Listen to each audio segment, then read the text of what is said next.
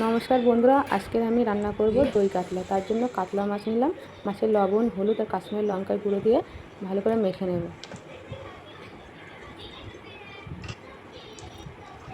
মাছগুলো মাখানো হয়ে গেছে। কড়াইতে তেল গরম হলে মাছগুলো এক এক করে দিয়ে দেব।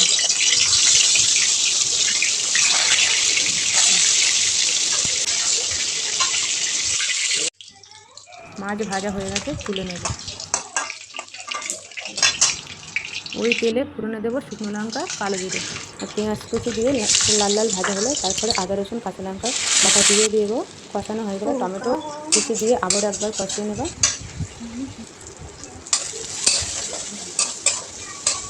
এরপরে লবণ, হলুদ গুঁড়ো, ধনে গুঁড়ো, কাশ্মীরি লঙ্কা গুঁড়ো, জিরে গুঁড়ো,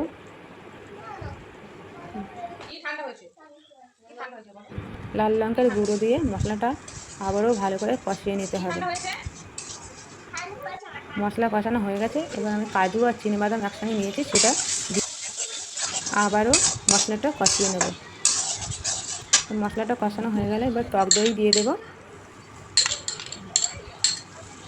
টক দই দেওয়া হয়ে গেছে, একটু নেড়ে চেড়ে জল দিয়ে দেব। জলটা ফুটে গেছে। এবারে পরিমাণ মতন চিনি দিলাম, দিয়ে মাছটা দিয়ে ঢাকা দিয়ে দেবো।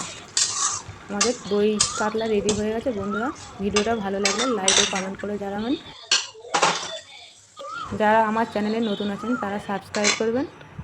যারা ফেসবুক থেকে দেখছেন তারা ফলো করবেন। ভালো থাকবেন, নমস্কার।